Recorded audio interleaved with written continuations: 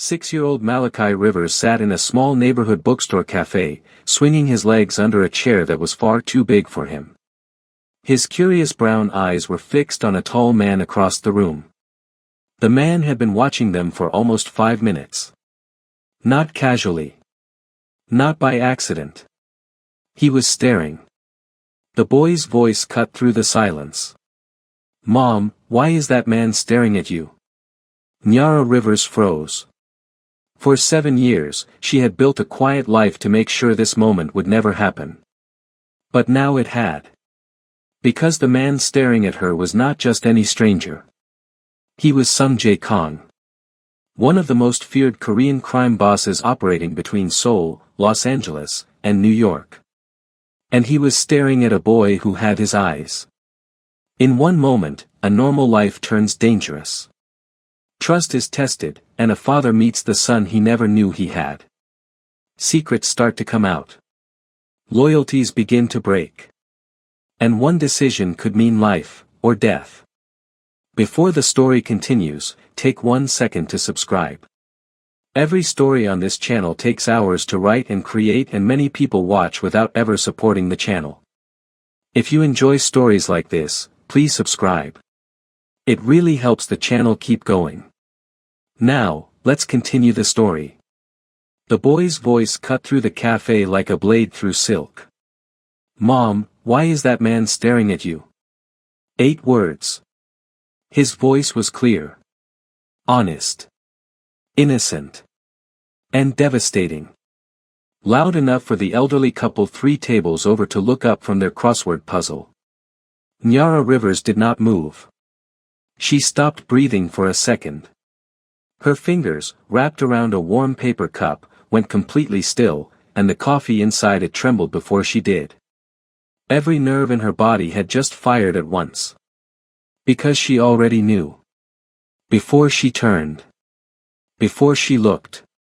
Before her eyes confirmed what her bones had already screamed at her, she knew exactly who was standing near the entrance of this small Westchester County bookstore cafe on a quiet Tuesday afternoon in October. She turned anyway.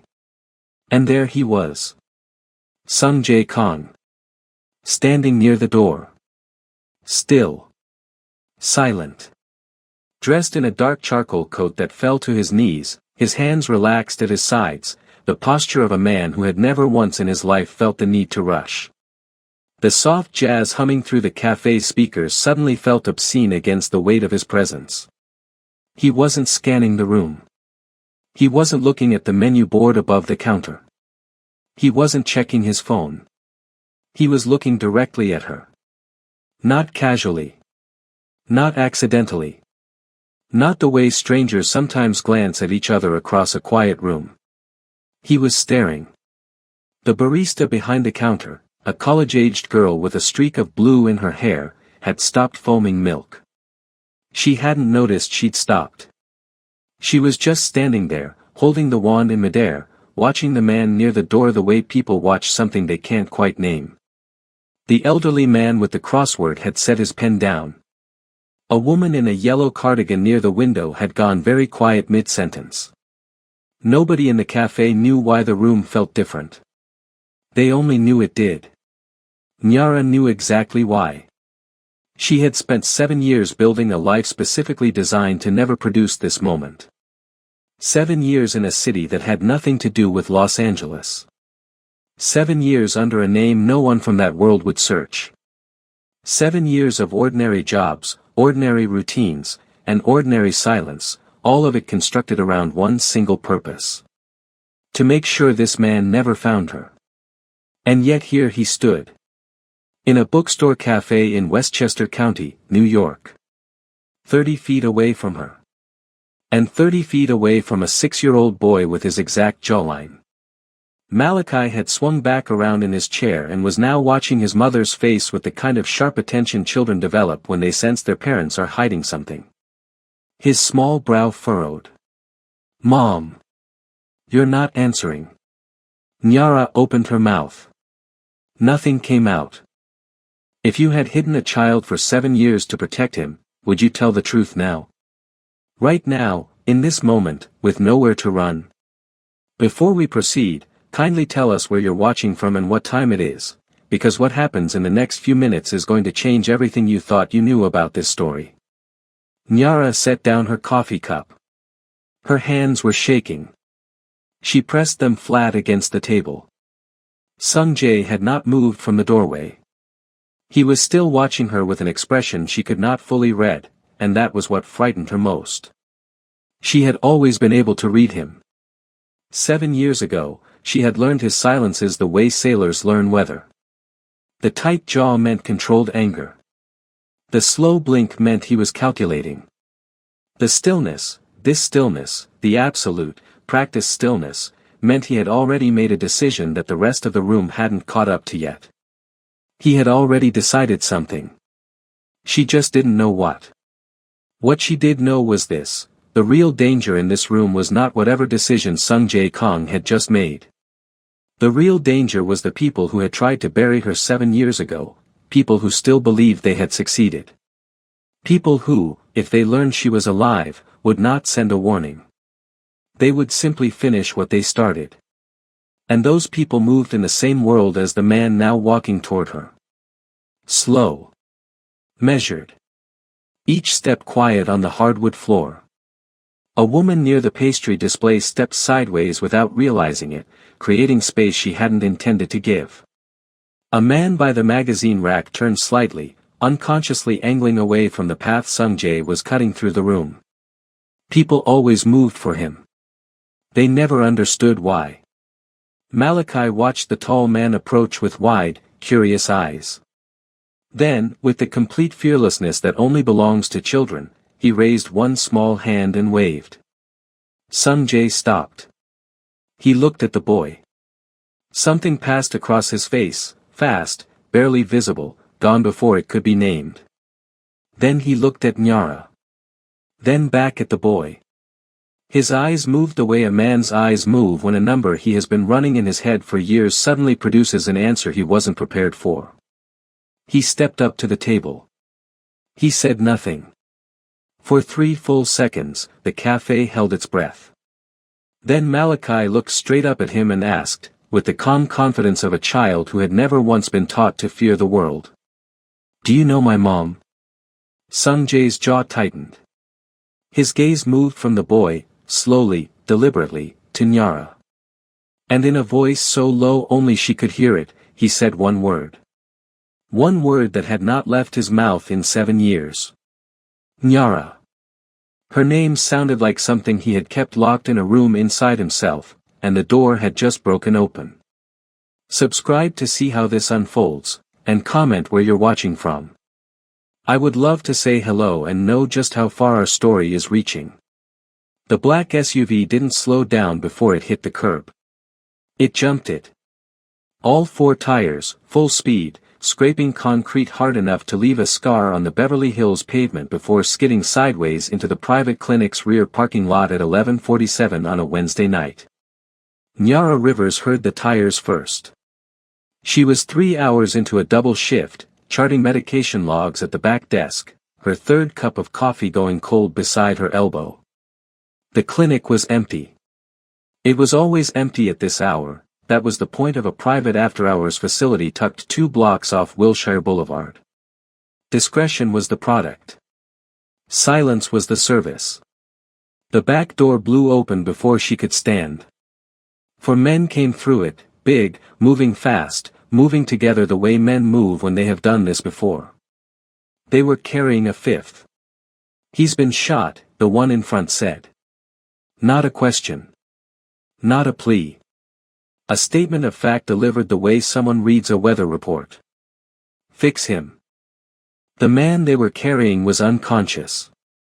His white dress shirt had gone almost entirely red from the collar down. He was tall, broad across the shoulders, and his head hung at the angle of someone whose body had simply stopped cooperating. They laid him on the treatment table, and the overhead light caught his face. Sharp features. Dark hair soaked with sweat. A jaw set hard even in unconsciousness, like his body refused to look weak even when it had no choice. Nyara was already moving. She had pulled on gloves before they finished setting him down. Her training didn't ask her heart rate for permission. Her hands found the wound, assessed the entry point, reached for the tray. "How long ago?" she asked without looking up. 20 minutes. "Anyone call 911? Silence. She already knew the answer. She didn't ask again. The four men spread out across the room without being told, one near the door, one by the window, one beside the table watching her hands with eyes that had no warmth in them. The fourth stood slightly behind the others, and Nyara caught something in his posture. He wasn't guarding the room. He was guarding the man on the table. There was a difference, and she felt it. She worked fast. The bullet had missed the lung by less than 2 inches. She packed the wound, got a line in, monitored his pressure as it climbed back towards something that looked survivable. The room smelled of iron and gun oil and the faint trace of a cologne too expensive to name. It was while cutting away the rest of the shirt that she saw it. Left side, beneath the ribs. A tattoo, black ink, precise as calligraphy. A tiger mid-leap, its body coiled around a vertical column of Korean characters. The lines were old enough to have settled into the skin but sharp enough that whoever had drawn them had done it with intention. She didn't pause. She didn't react. But the man nearest the table had seen her eyes move. He said something in Korean, low, flat, directed at the one by the door. The one by the door looked at Nyara and said nothing. She kept her hands moving.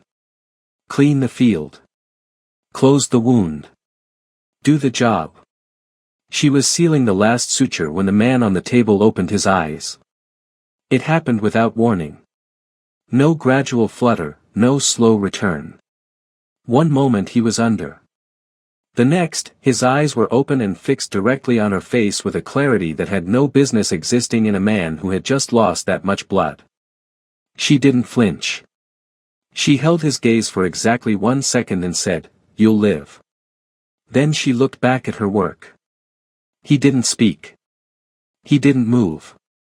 But something shifted in the room the moment those 2 words left her mouth. She felt it the way you feel a change in air pressure before a storm. The men around the table became slightly less rigid.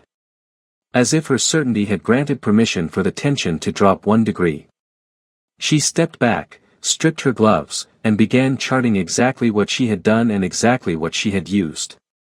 Standard procedure. Her hands did not shake.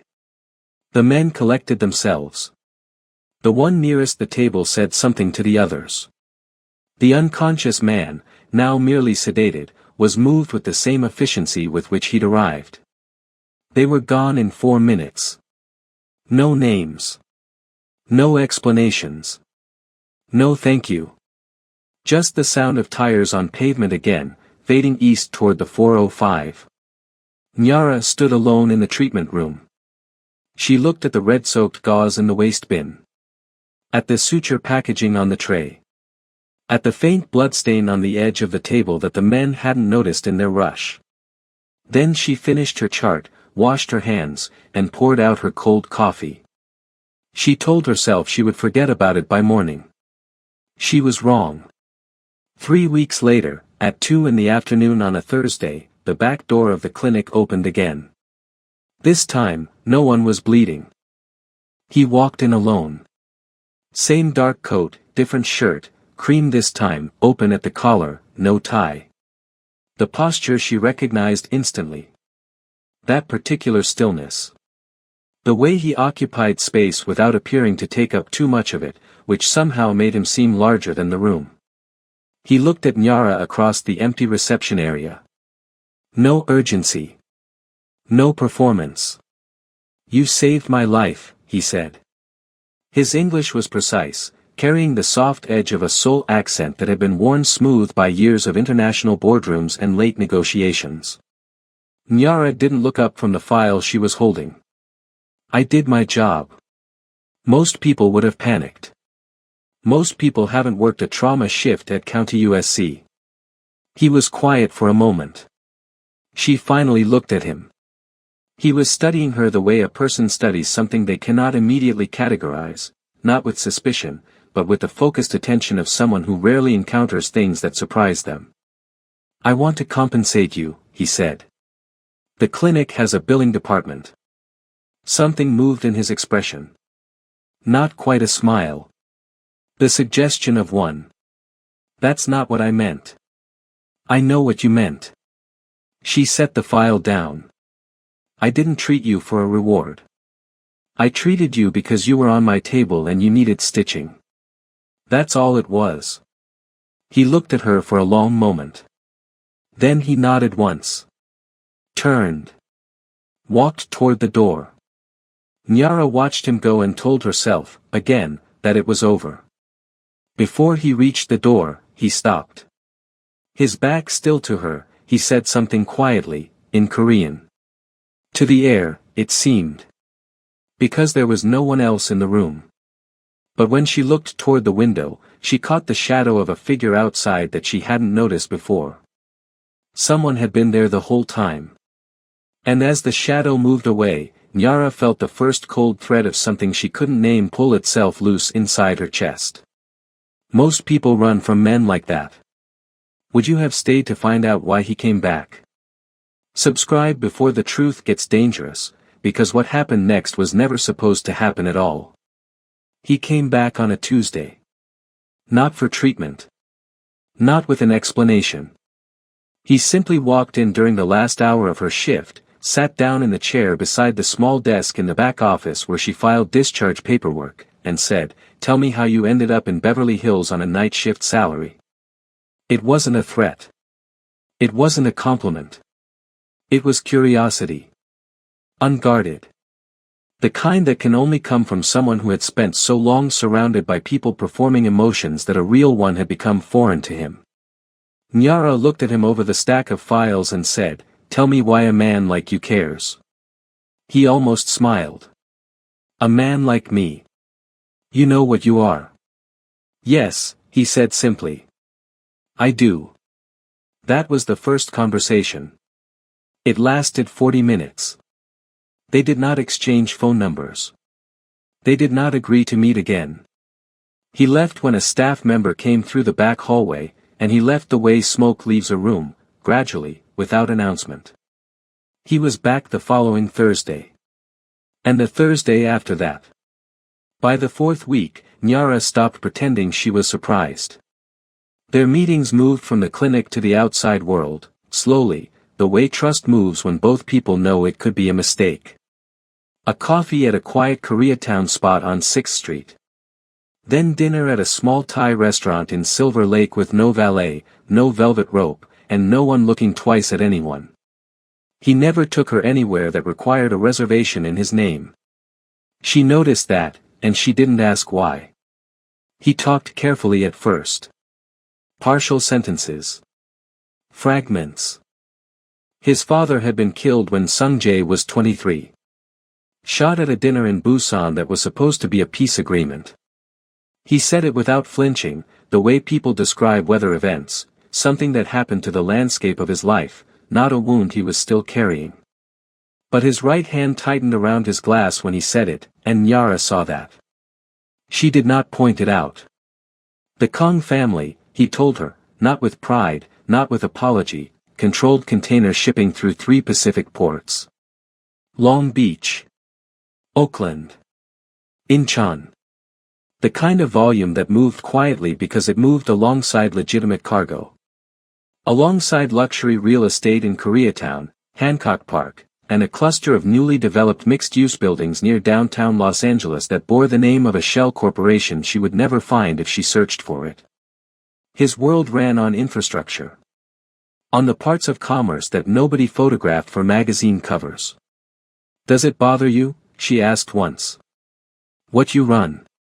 He was quiet for a moment. "Does it bother you that hospitals let people die over insurance?" She didn't answer.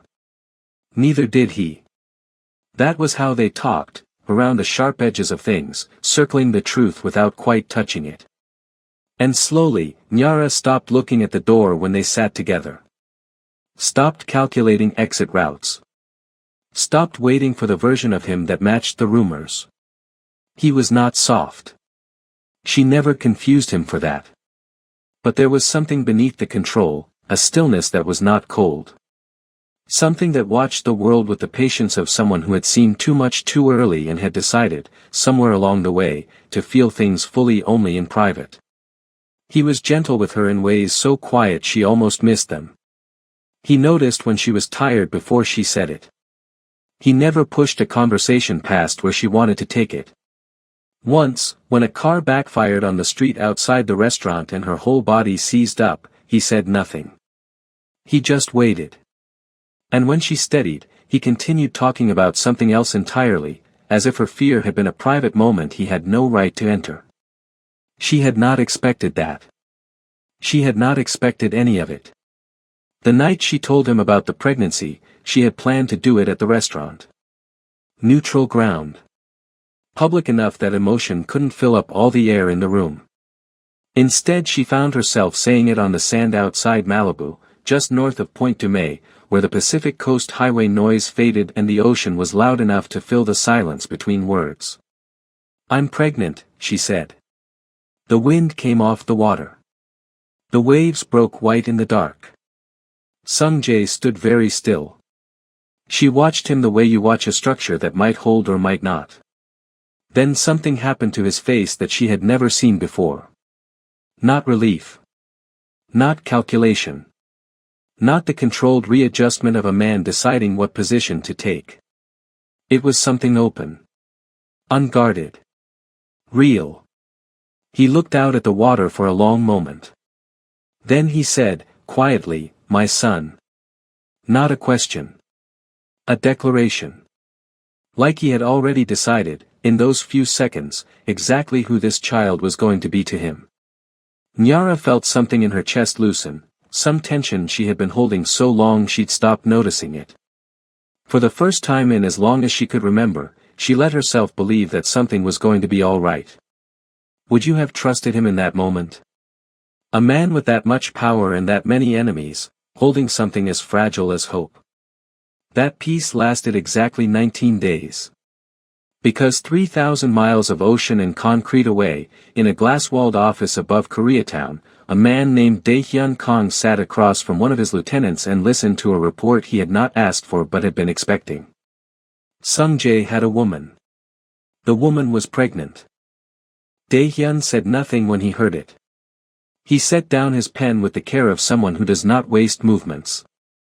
He looked out the window at the city grid below, all that light, all that money, all that structure that his cousin controlled and he did not. An heir changed everything. A son gave Sung Jae something he had never had before. A reason that had nothing to do with power. And men with reasons beyond power were either the most dangerous men alive, or the most vulnerable. Dae-hyun picked his pen back up and drew a slow, deliberate circle on the paper in front of him. He was still deciding which one his cousin was going to be. He would have his answer soon enough. The door came off its hinges at 2:09 in the morning. No knock. No warning. Just the crack of a frame splitting and 4 men moving through Nyara's Inglewood apartment with the certainty of people given an address and a job. She was already awake. She didn't know why, instinct, maybe, or the way a building goes completely silent right before something breaks it, but she was sitting up when the living room wall shuddered, and on her feet before the bedroom door had time to move.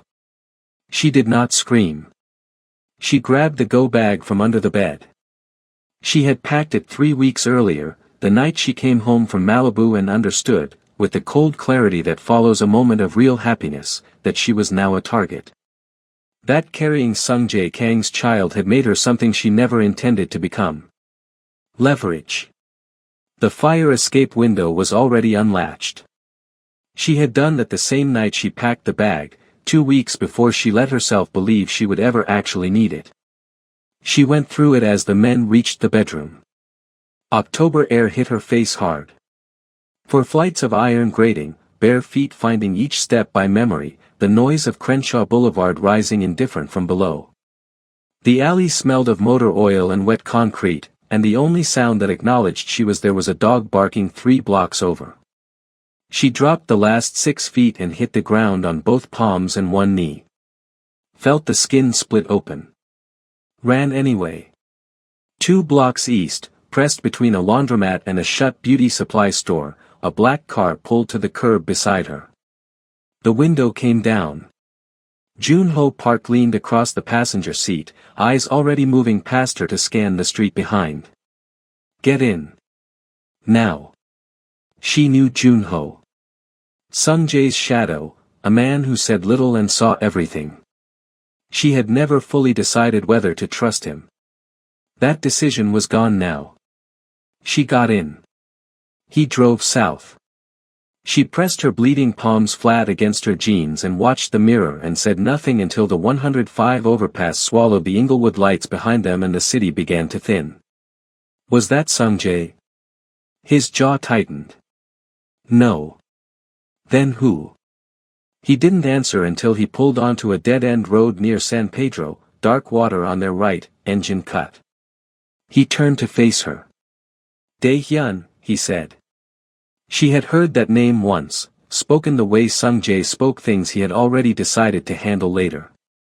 A cousin. Quiet. Patient. Watching. Why? She asked, though her body had already answered. Because you're carrying an heir. Jun-ho held her gaze steadily. An heir threatens anyone waiting for position. Dae-hyun can't move against Sung-jae directly. Not yet. So he takes away the thing that made Sung-jae human. Does Sung-jae know I got out? Jun-ho was quiet 1 second too long. Tell me. He was told you didn't make it. Dae-hyun's people reached the report first. No survivor. He paused. It broke something in him. That's exactly what Dae-hyun needed, a man drowning in grief stops thinking clearly. He makes errors. Nyara's hand moved to her stomach before she decided to move it. If he finds out I'm alive. 48 hours. He has eyes at every level of the organization. And the baby? If they know the child exists, they'll use it. Both of you. Not fast, patiently. The way Dae-hyun does everything. He looked at her. The only way that child is safe is if this world never learns he was born. What would you choose, if that was your only option? Love, or your child's life? Stay subscribed. Because this truth changes everything that comes after it.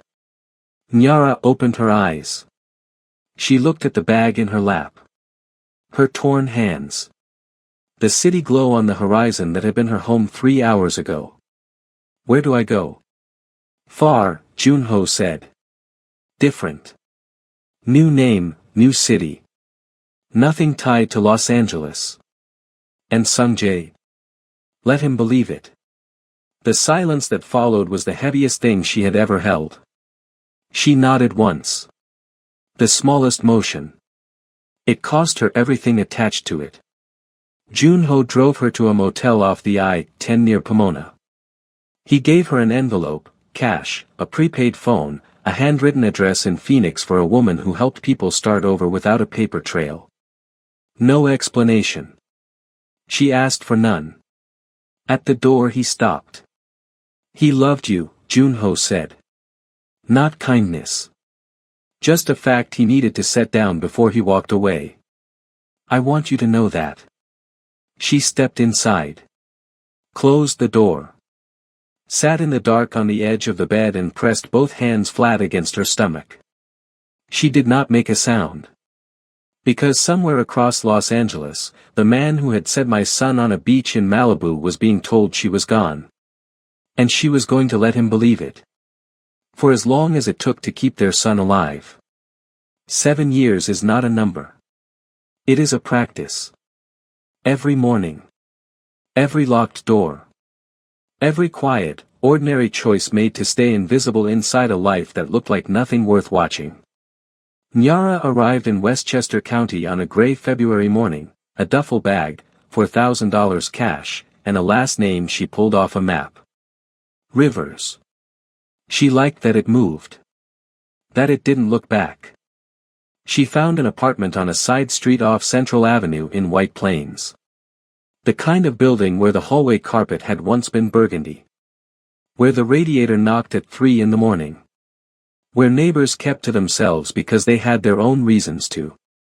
She took a job doing intake at a walk-in clinic on Mamaroneck Avenue. Steady hours. Unremarkable work. Nobody looked twice at a woman who came in early and left without lingering. Malachi arrived in September. Alone. A nurse named Petra held her hand through the final hour without asking why no one else was there. She named him Malachi because it meant messenger. Because even in that motel room in Pomona, stripped of everything, she believed his life was going to say something that mattered. She didn't know what yet. She raised him on library books and Saturday cartoons and the quiet discipline of a woman who understood that safety was not a feeling, it was a decision made over and over. She checked the locks twice every night. Memorized the regular faces on her block. Noticed any car parked more than 2 days without moving.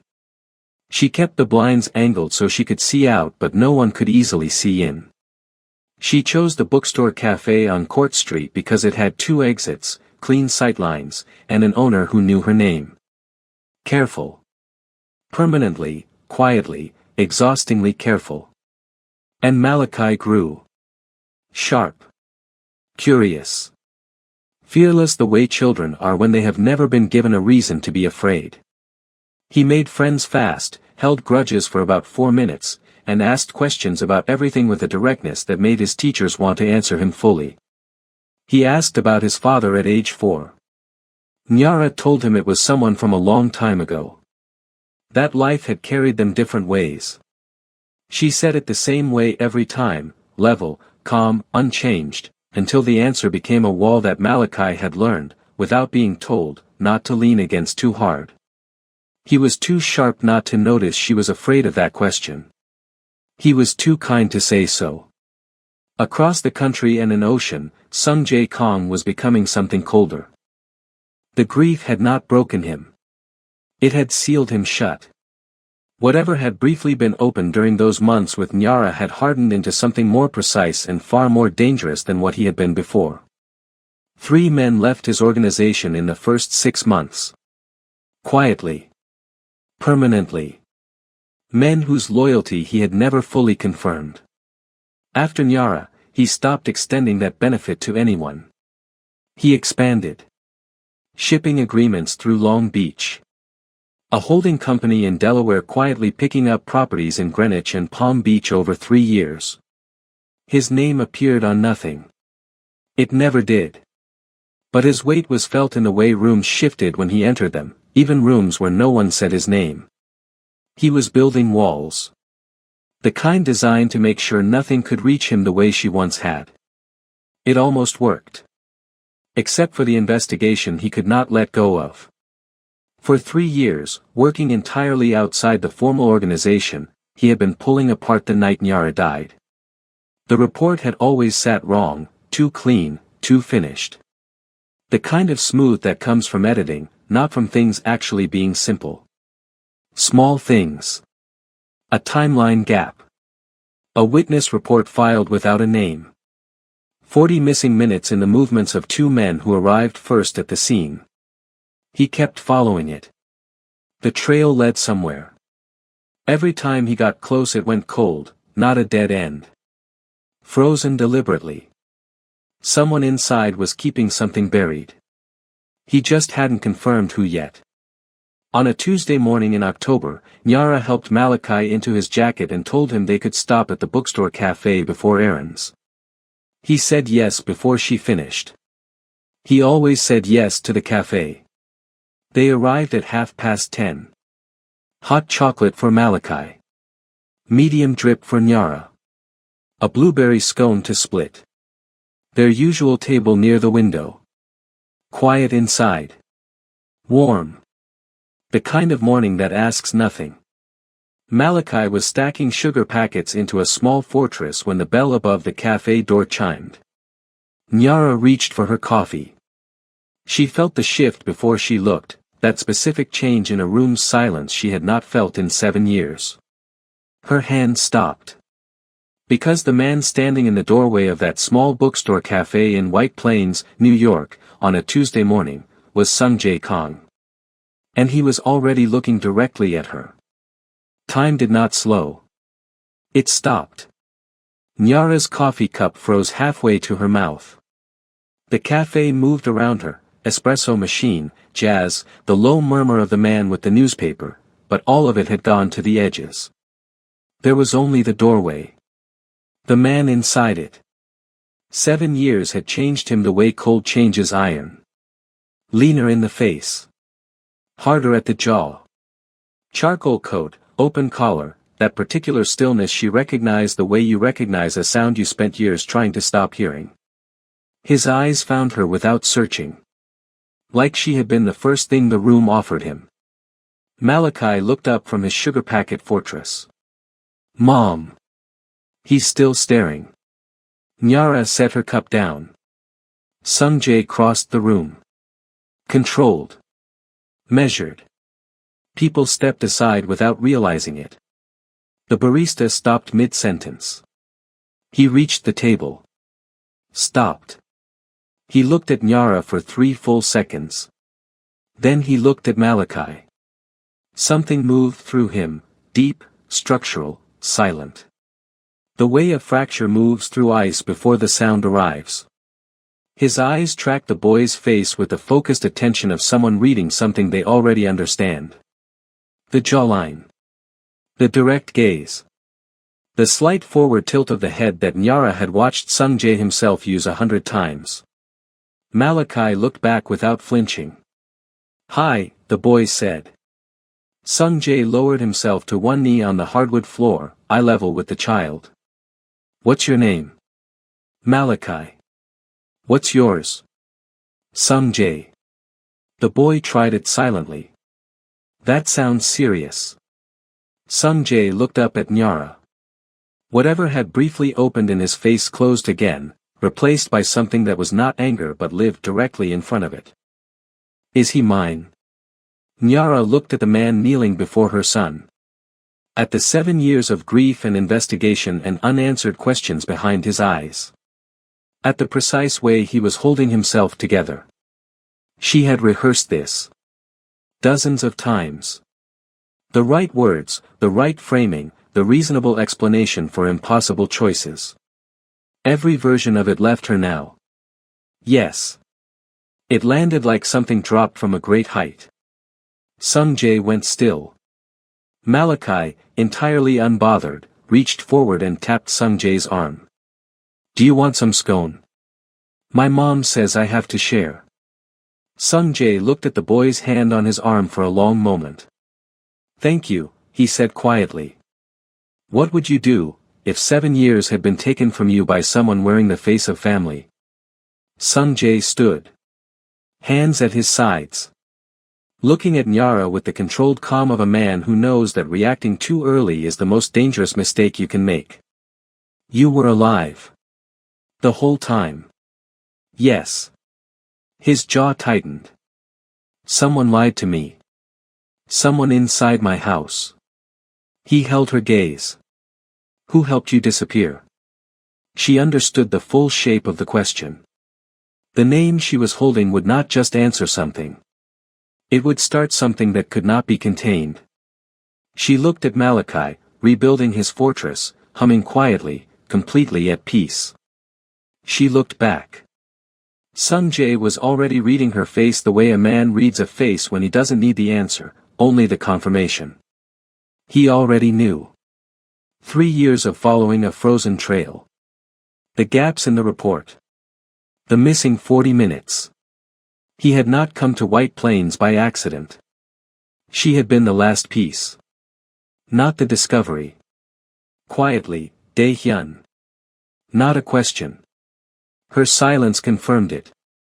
He straightened. Adjusted his coat with the unhurried motion of a man closing a long case.